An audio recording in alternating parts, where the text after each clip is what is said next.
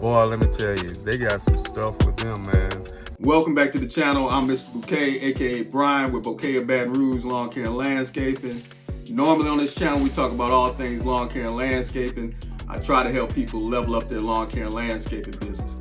But today we're gonna talk about UPS PVD driving, something that us lawn care guys can get into in the off season when things are kind of slow, and for the entrepreneur that's out there looking for something to do, something to get into, a side hustle. So let's check it out. We're going to talk about the training. We're going to talk about the pay.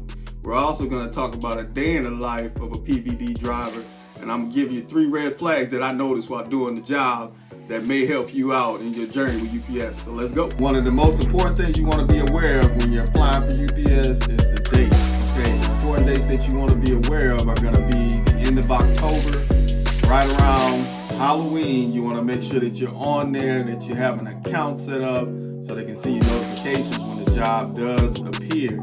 But you also want to go back in there and check periodically. I wind up going in at 1 o'clock in the morning just checking it, and that's when the job first appeared. So that's when I applied. The application process is pretty simple. You just want to make sure that you have your driver's license, proof of registration and insurance. You also want to make sure that you have pictures of your vehicle. Now, if you have a truck, you want to make sure that you take a picture with a covered bed, meaning that you need to have some kind of cover on the back of your vehicle. You want to take pictures from the left side, the right side, the front, and the back. After that, all you do is submit the information in. They are going to come back and tell you that you're hired, that you have a date starting, which ours was set up as the 7th. You're also going to have a date for orientation, and that was the 7th for us. And your start date is usually a week after that. Ours was the 15th. Now let's talk about pay. To be honest with you, the pay is probably one of the better things about the job. I mean, you do get paid $23 an hour if you have a truck. I'm not sure about cars and everything else. All I can do is tell you what they paid me, and that was $23 an hour. You also got 55 cents per mile each day. So it winded up turning out to be about $25 an hour. So it's decent money for the job that you're doing. Now, as far as the hours per week, you are able to work up to 40 hours. I do believe some people were working overtime up to about 50 hours. So your pay range in a weekly basis is going to be anywhere from about $1,200 to $1,500, and that depends on how much you want to work. Again, you are a contractor. You're not actually an employee of UPS. You do have the right to tell them that, hey, I don't want to work anymore today. This is it. So keep that in mind, especially as we go through this and I tell you about one of those red flags. Now, as we trying to tell you, go ahead and hit that like and subscribe button. We can both level up together. Let's go. Man, y'all, let's talk about this training and this orientation. Okay, so what happened in our situation, like I said earlier, we were supposed to be there on the 7th to show up for our original orientation. Now, when we get there, it's probably about 40 to 50 people. Some of those were PVD drivers or seasonal support drivers, as we come to find out. Or they were actually there as driver helpers, the people that walk around with or ride around with the drivers on the truck and actually go out and deliver the packages. So there's 40 to 50 of us in this small little room, and we sit around for about 20 minutes when you know the manager shows up and tells us that we're early, that they weren't expecting us until the 15th. They were telling us that the contract started on the 15th. So again, it was another one of those red flags from the very beginning when it started with the orientation. I mean, the communication between UPS and the management staff at that particular location was non-existent, apparently, because, you know, there wouldn't be 40 people that show up in one location unless they were told to be there at their specific times. So in the end, what wound up happening that day, they took all our names down, 40 to 50 people, and told us that they would be contacting us by the end of the week. Now, this was a Wednesday, so by Friday we were supposed to receive a text message, email, or phone call telling us to come in for the training the next week, even though they told us then that we were supposed to come back on the 15th.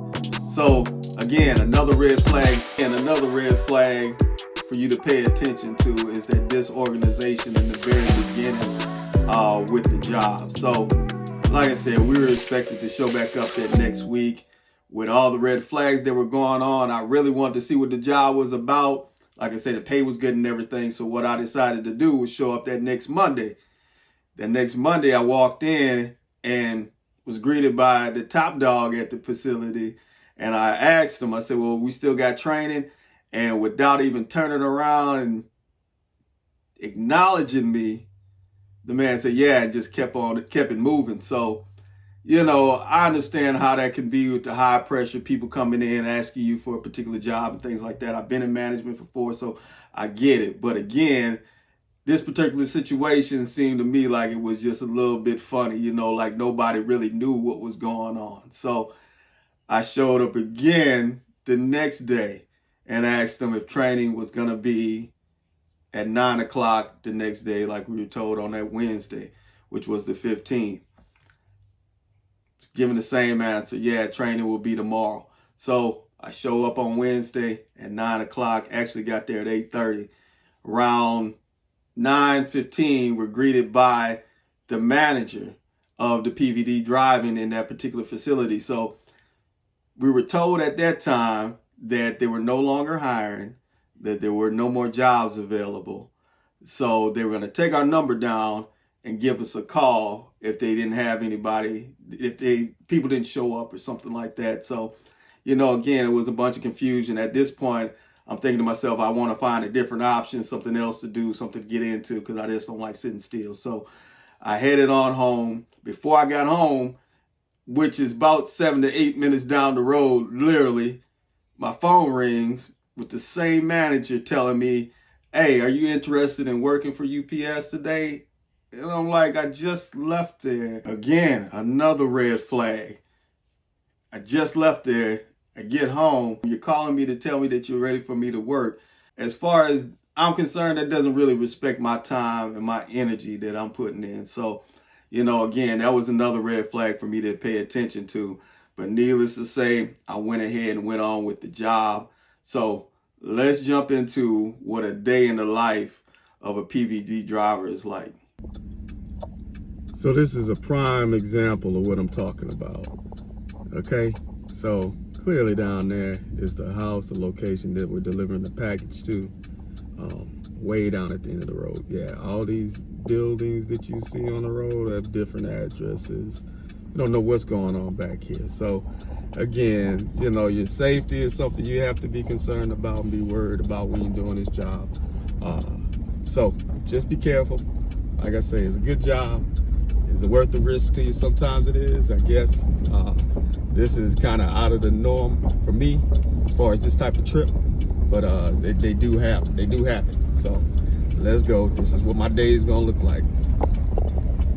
We report to the facility. We walk into the office, pick up a phone or a scanner. You're gonna want to log in with your employee ID. Now, here's the key. They're not going to give you your employee ID. They're probably not even going to know what you're talking about. So what you want to do is reach out to UPS themselves before the job actually starts, once you're hired, because they're going to expect you to know all this information. Your employee ID is usually like a 6 to 7 digit number that they give you, and you're going to use that at ups.com to log into their system. And that's where you're going to see all your information as far as what your route is and things like that.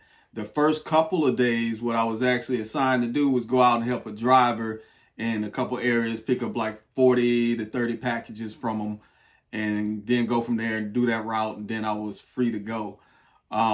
Once we got a little bit further in it, all that changed too. So let's talk about this real quick. When you're out there, you want to have your car organized or your vehicle organized. Another training tip is that we were given by somebody there, which wasn't our manager, but hey, to make the organization a little bit easier, on every UPS label and box here in South Louisiana, they would have a 4-digit code on it, or 4-digit number. That 4-digit number corresponded with all the packages that went in the specific areas. So if you had 4-digit number that all were the same, you could pack those close together. So when you got to your list, it would make it a lot easier. So that made it organization easier.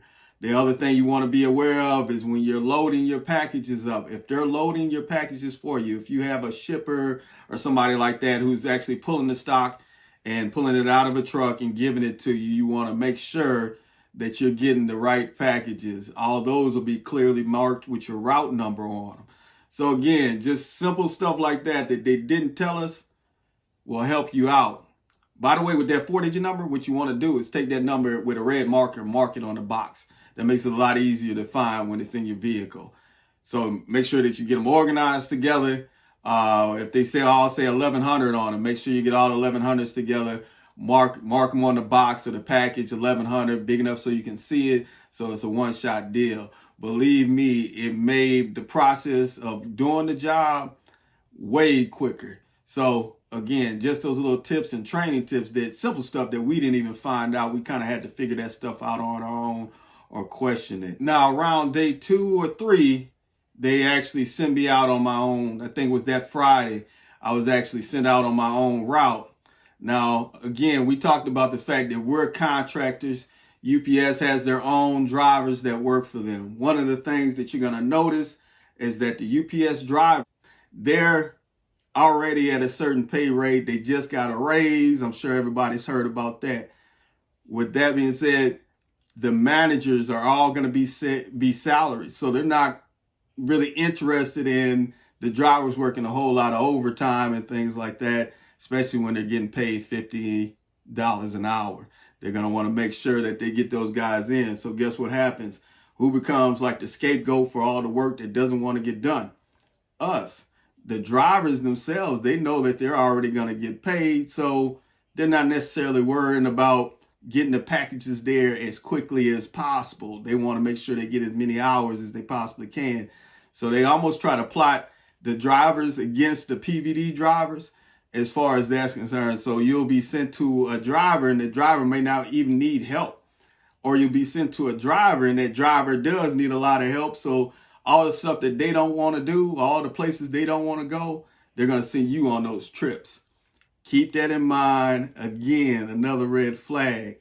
And I'm telling you, the more and more red flags popped up, I started to realize why I have my own business and my own lawn care business going on. So again, keep that in mind. You are a contractor. You're not an employee of UPS.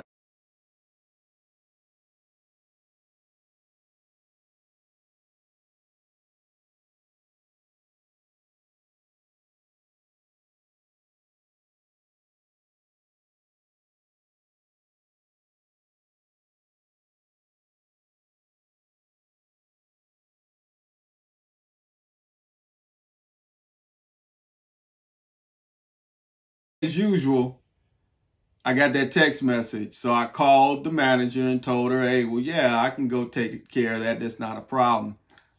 Got off the phone with her, came home with no packages in my vehicle or anything like that, getting ready to leave out the door. And she calls me and asks me where I'm at.